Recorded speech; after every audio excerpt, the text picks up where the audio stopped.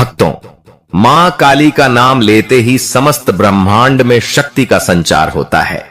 यदि कोई दुष्ट, शत्रु या अत्याचारी आपके जीवन में कष्ट पैदा कर रहा है, तो इस नवरात्रि में मां काली के दिव्य मंत्र का जप आपके लिए रक्षा कवच बन जाएगा। मां काली अपनी क्रोधमयी स्वरूप में दुष्टों का नाश करती हैं और अपने भक्तों को विजय, सुख और समृद्धि का आशीर्वाद देती हैं। कहा गया है कि यदि भक्त श्रद्धा और विश्वास से लगातार 9 दिनों तक इस मंत्र का जप करें तो शत्रु का अंत निश्चित है। शत्रु चाहे कितना भी शक्तिशाली क्यों न हो, मां काली के तांडव के सामने उसका विनाश हो जाता है। इस नवरात्रि मां काली की साधना से न केवल आपके शत्रु का नाश होगा, बल्कि आपके जीवन में रुकावटें, दुख और संकट भी समाप्त होंगे। मां आपको अपार शक्ति, साहस और विजय प्रदान करेंगी। तो आइए श्रद्धा से मंत्र का उच्चारण करें और मां काली को प्रसन्न कर अजेय बने। ओम कालिकाय विद्महे महागौरी धीमहि तन्नो काली प्रचोदयात्। ओम कालिकाय विद्महे महागौरी धीमहि तन्नो काली प्रचोदयात्।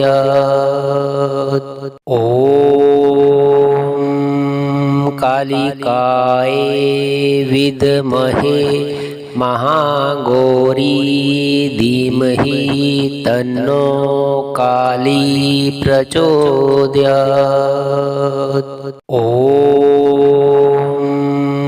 कालिकाय विद्महे महागौरी धीमहि तन्नो काली प्रचोदयात्। ओम कालिकाय विद्महे महागौरी धीमहि तन्नो काली प्रचोदयात्।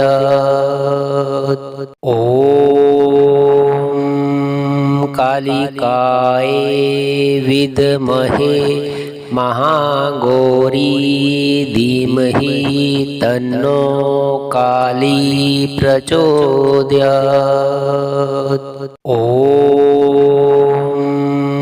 कालिकाय विद्महे महागौरी धीमहि तन्नो काली प्रचोदयात्। ओम कालिकाय विद्महे महागौरी धीमहि तन्नो काली प्रचोदयात्। ओम कालिकाय विद्महे महागौरी धीमहि तन्नो काली प्रचोदयात्। ओम कालिकाय विद्महे महागौरी धीमहि तन्नो काली प्रचोदयात्। ओम कालिकाय विद्महे महागौरी धीमहि तन्नो काली प्रचोदयात्। ओम कालिकाय विद्महे महागौरी धीमहि तन्नो काली प्रचोदयात्। ओम कालिकाय विद्महे महागौरी धीमहि तन्नो काली प्रचोदयात्। ओम कालिकाय विद्महे महाघोरी धीमहि तन्नो काली प्रचोदयात्। ॐ कालिकाय विद्महे महाघोरी धीमहि तन्नो काली प्रचोदयात्। ॐ कालिकाय विद्महे महाघोरी धीमहि तन्नो काली प्रचोदयात्। ॐ कालिकाय विद्महे महाघोरी धीमहि तन्नो काली प्रचोदयात्। ॐ कालिकाय विद्महे महाघोरी धीमहि तन्नो काली प्रचोदयात्। ॐ कालिकाय विद्महे महाघोरी धीमहि तन्नो काली प्रचोदयात्। ॐ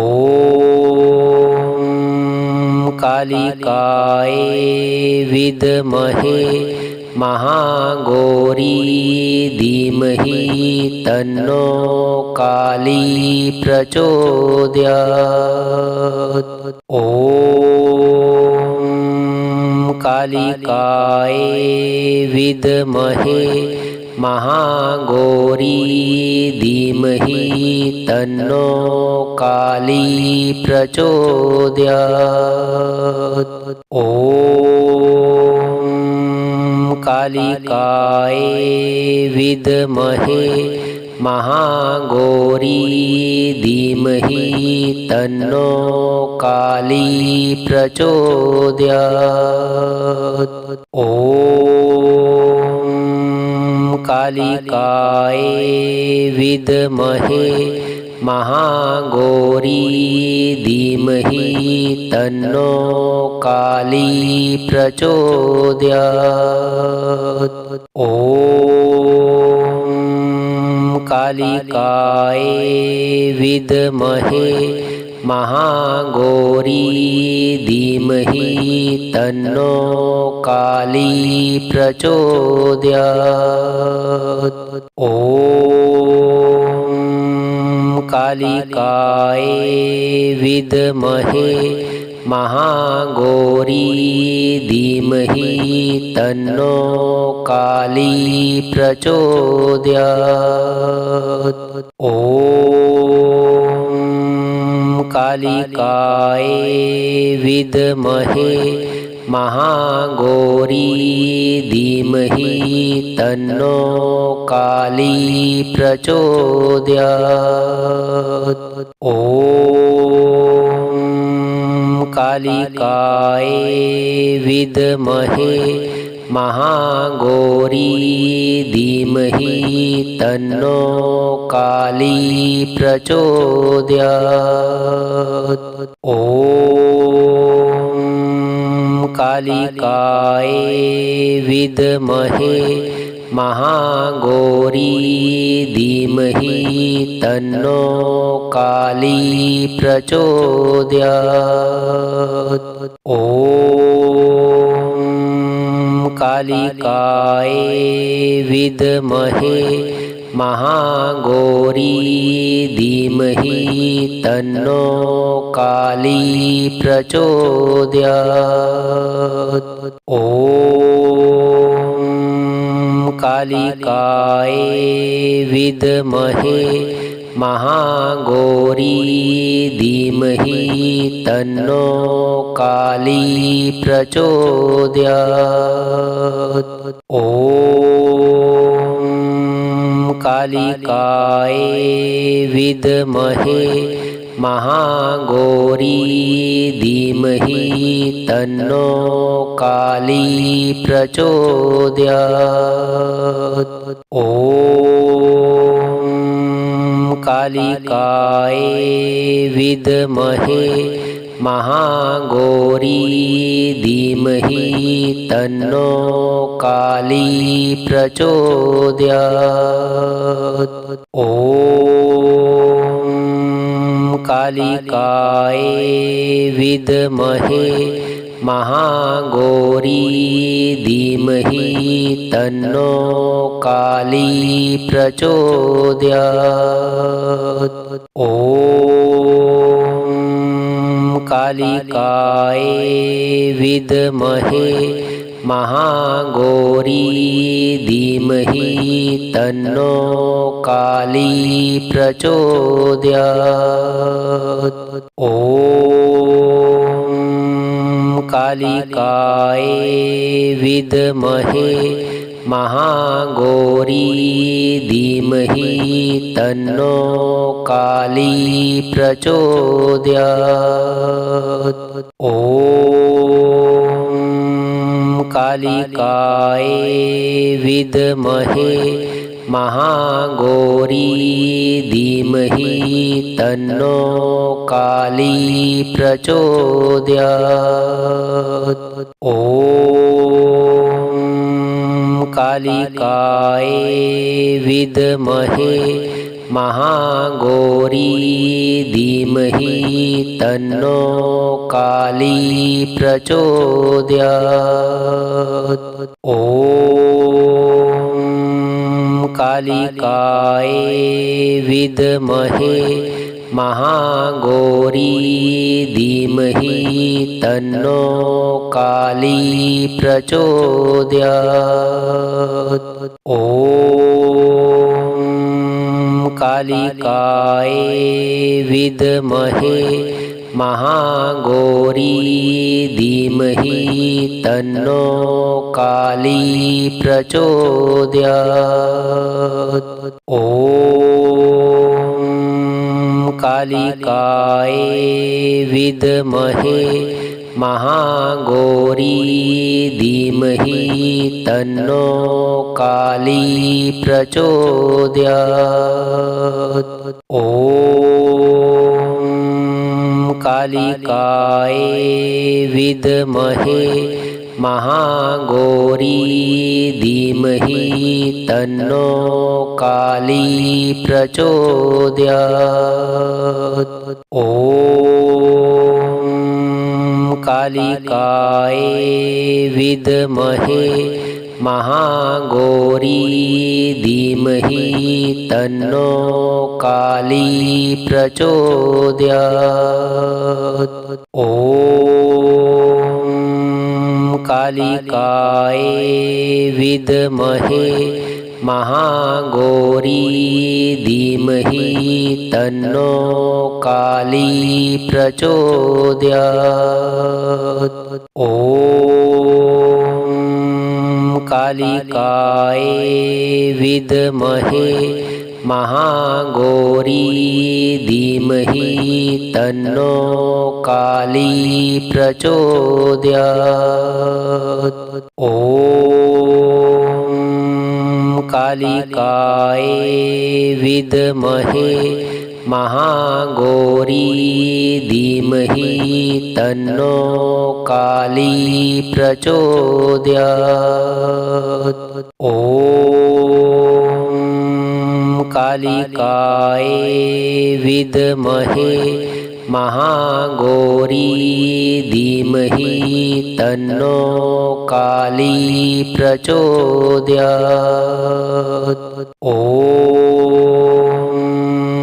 कालिकाय विद्महे महागौरी धीमहि तन्नो काली प्रचोदयात्।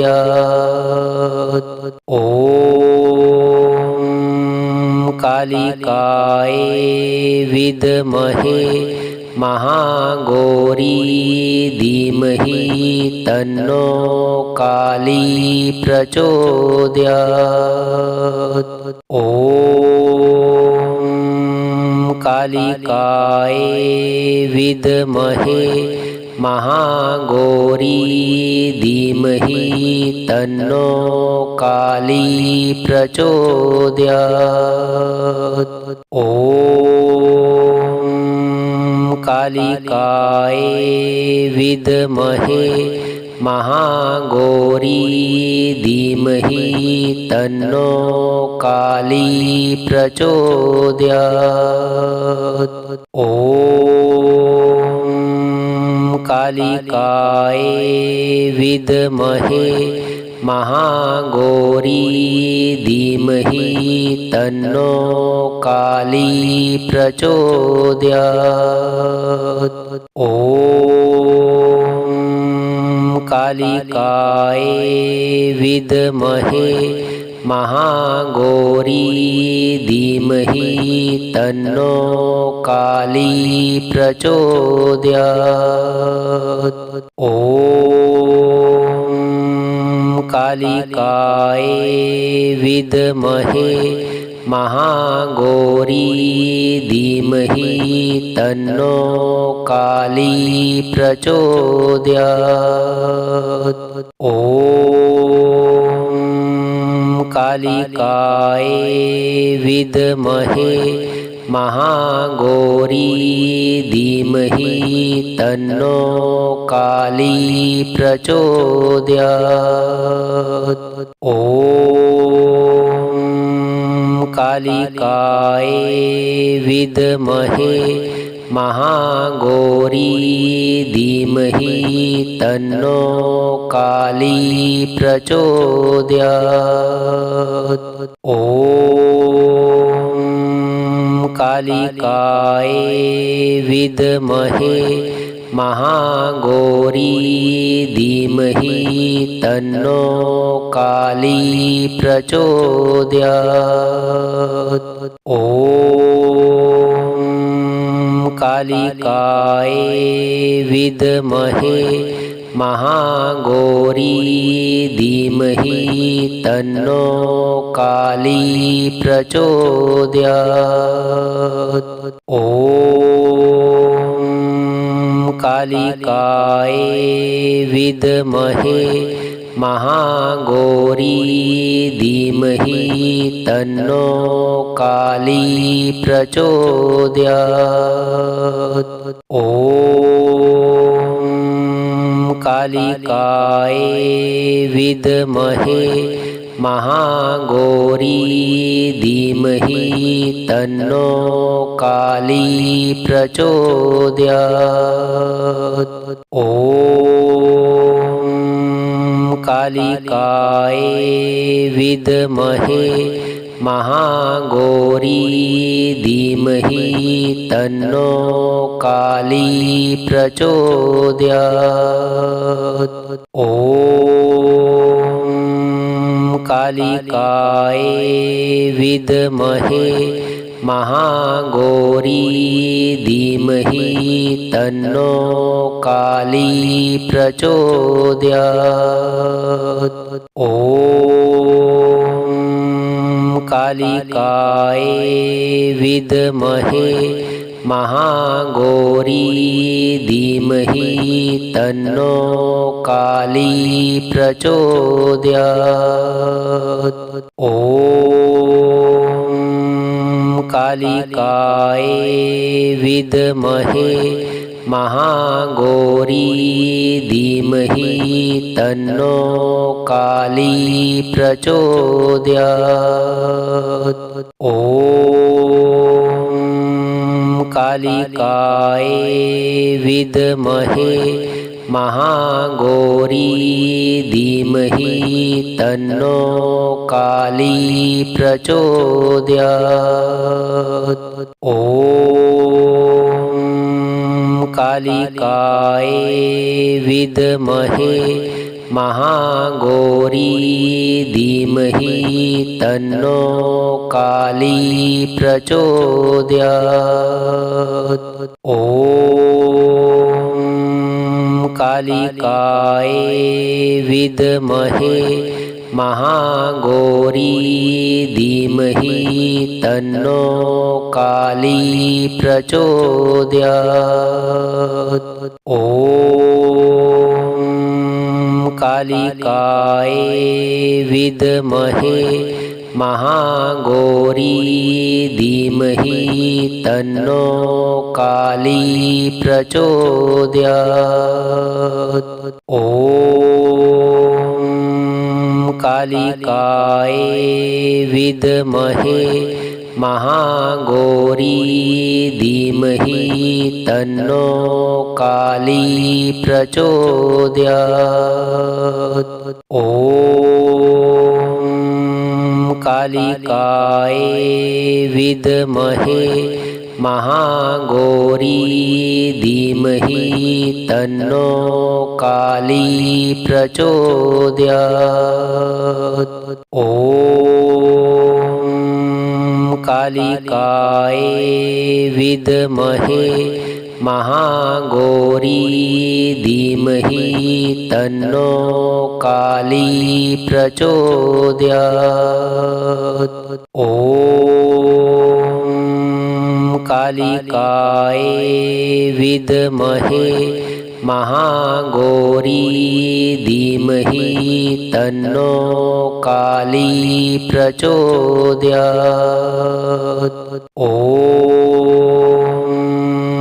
कालिकाय विद्महे महागौरी धीमहि तन्नो काली प्रचोदयात्। ॐ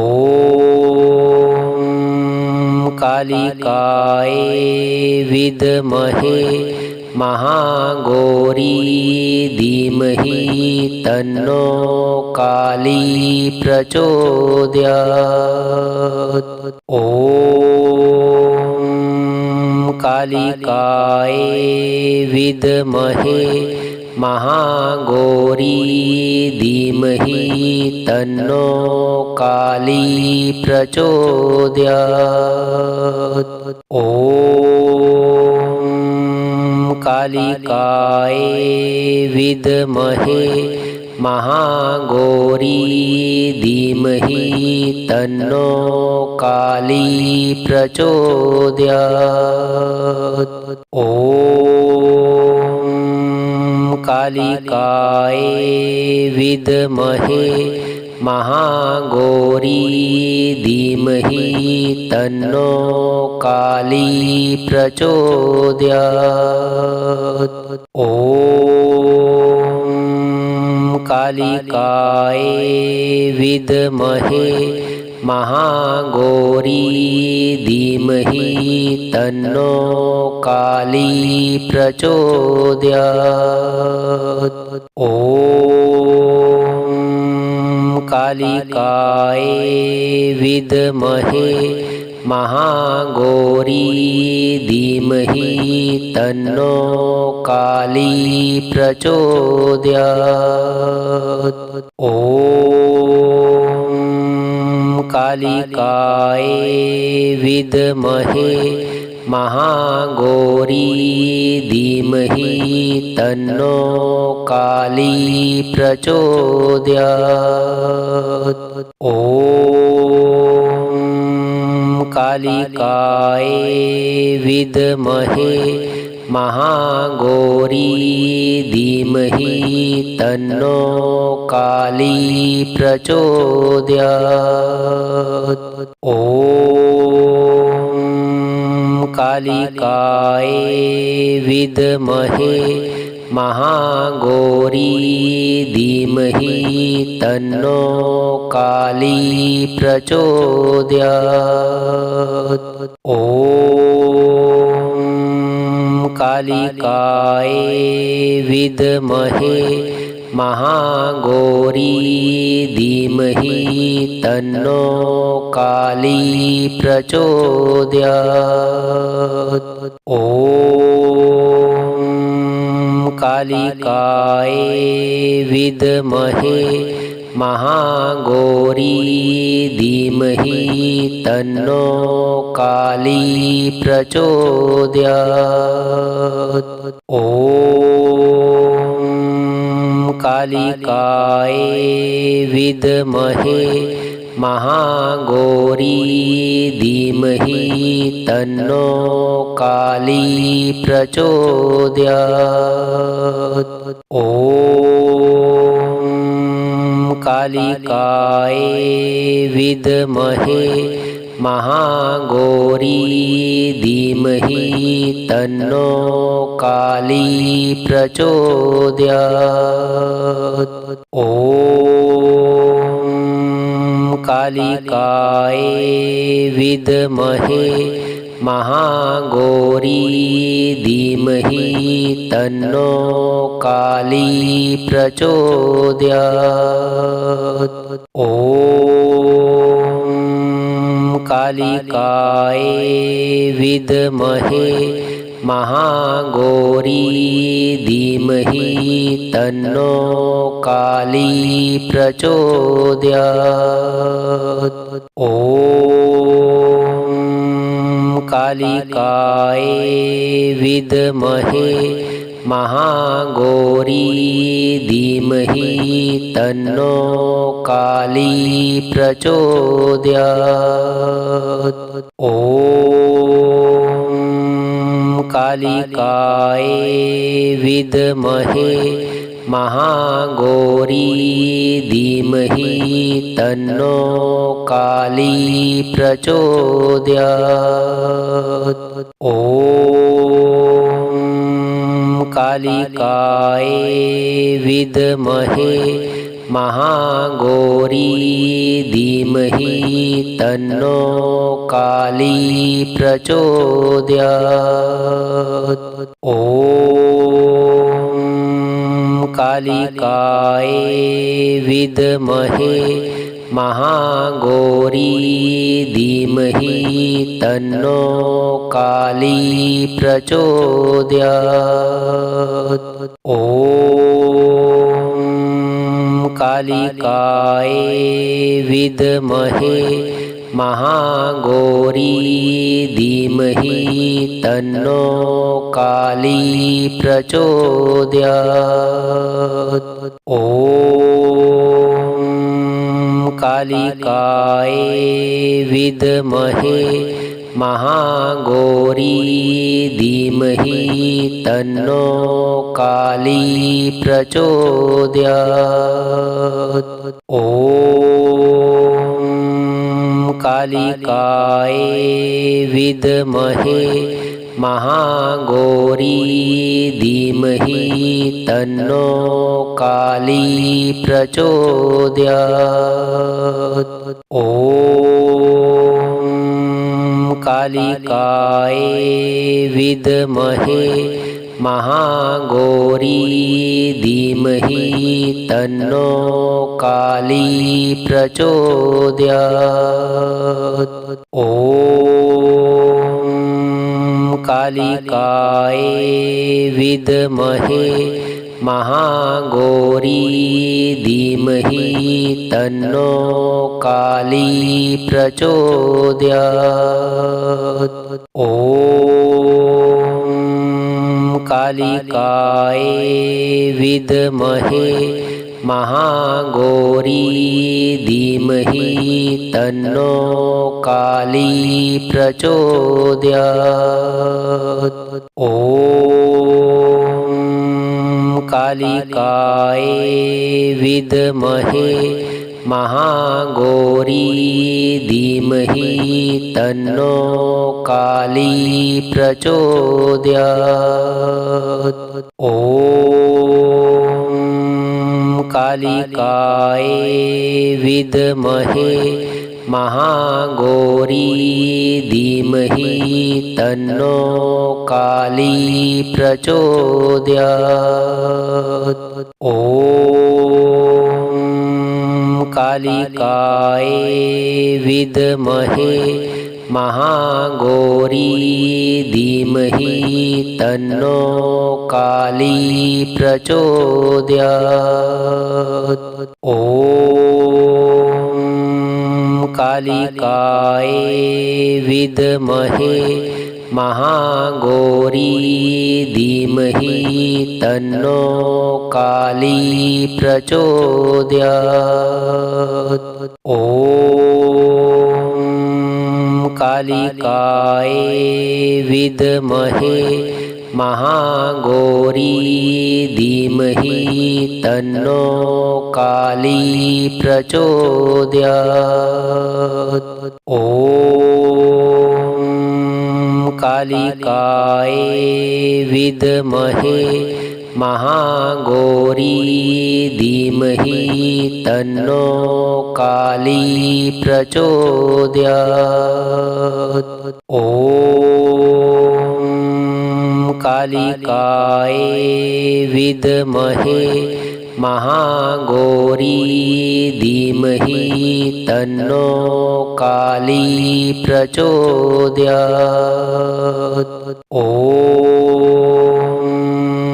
कालिकाय विद्महे महागौरी धीमहि तन्नो काली प्रचोदयात्। ॐ कालिकाय विद्महे महागौरी धीमहि तन्नो काली प्रचोदयात्। ॐ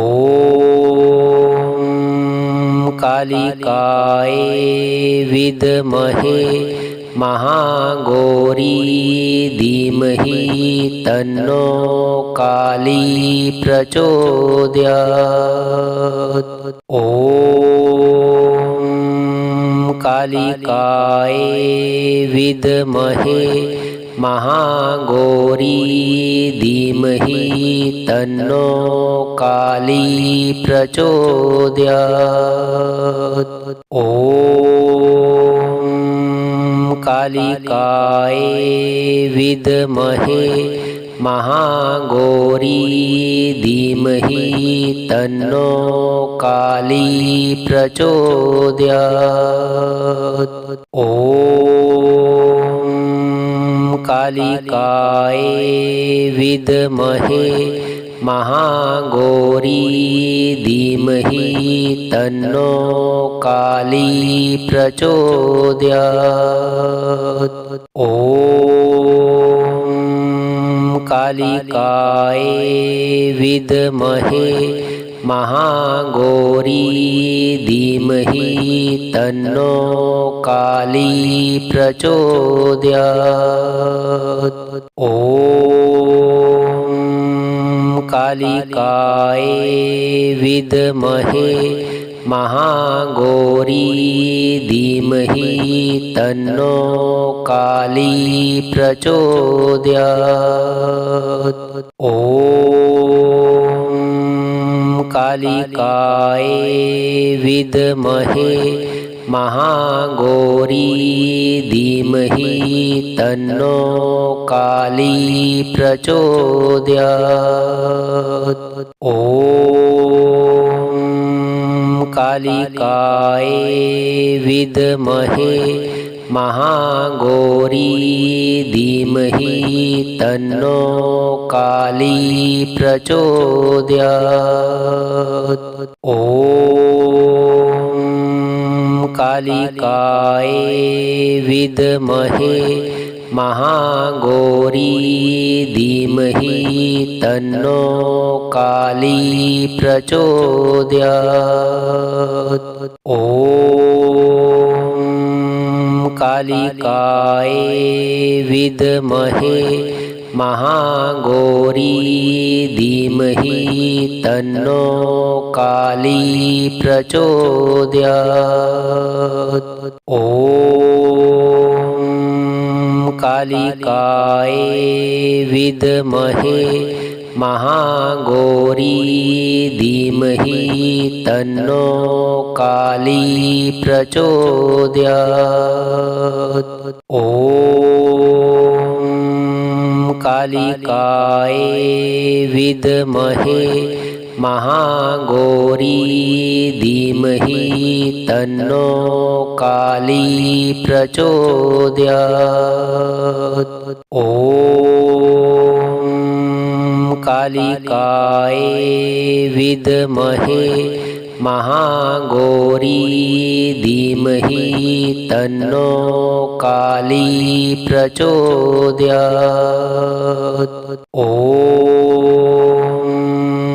कालिकाय विद्महे महाघोरी धीमहि तन्नो काली प्रचोदयात्।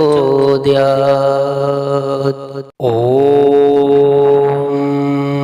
कालिकाय विद्महे महाघोरी धीमहि तन्नो काली प्रचोदयात्। ॐ कालिकाय विद्महे महाघोरी धीमहि तन्नो काली प्रचोदयात्। ॐ कालिकाय विद्महे महाघोरी धीमहि तन्नो काली प्रचोदयात्। ॐ कालिकाय विद्महे महाघोरी धीमहि तन्नो काली प्रचोदयात्। ॐ कालिकाय विद्महे महाघोरी धीमहि तन्नो काली प्रचोदयात्। ॐ कालिकाय विद्महे महाघोरी धीमहि तन्नो काली प्रचोदयात्। ॐ कालिकाय विद्महे महाघोरी धीमहि तन्नो काली प्रचोदयात्। ॐ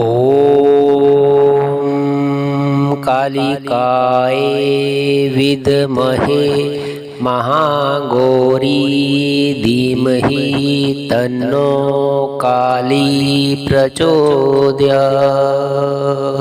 ॐ कालिकाय विद्महे महाघोरी धीमहि तन्नो काली प्रचोदयात्। ॐ कालिकाय विद्महे महाघोरी धीमहि तन्नो काली प्रचोदयात्। ॐ कालिकाय विद्महे महाघोरी धीमहि तन्नो काली प्रचोदयात्। ॐ कालिकाय विद्महे महाघोरी धीमहि तन्नो काली प्रचोदयात्। ॐ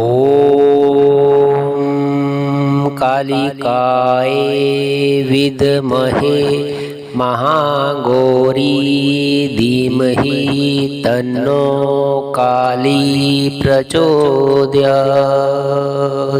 ॐ कालिकाय विद्महे महाघोरी धीमहि तन्नो काली प्रचोदयात्। ॐ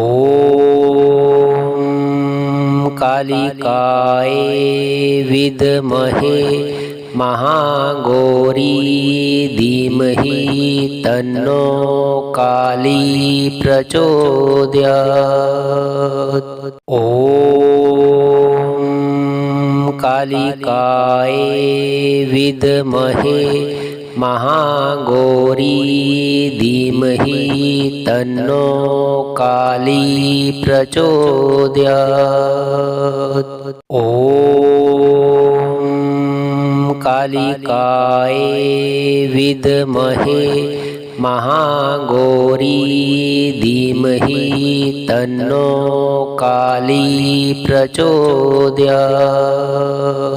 ॐ कालिकाय विद्महे महागौरी धीमहि तन्नो काली प्रचोदयात्। ॐ कालिकाय विद्महे महागौरी धीमहि तन्नो काली प्रचोदयात्। ॐ कालिकाय विद्महे महागौरी धीमहि तन्नो काली प्रचोदयात्। ॐ कालिकाय विद्महे महागौरी धीमहि तन्नो काली प्रचोदयात्।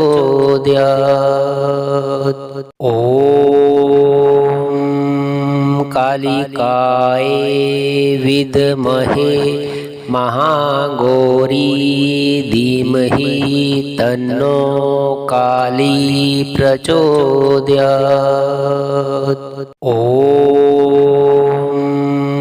कालिकाय विद्महे महागौरी धीमहि तन्नो काली प्रचोदयात्। ॐ कालिकाय विद्महे महागौरी धीमहि तन्नो काली प्रचोदयात्। ॐ कालिकाय विद्महे महागौरी धीमहि तन्नो काली प्रचोदयात्। ॐ कालिकाय विद्महे महागौरी धीमहि तन्नो काली प्रचोदयात्। ॐ कालिकाय विद्महे महागौरी धीमहि तन्नो काली प्रचोदयात्। ॐ कालिकाय विद्महे महागौरी धीमहि तन्नो काली प्रचोदयात्। ॐ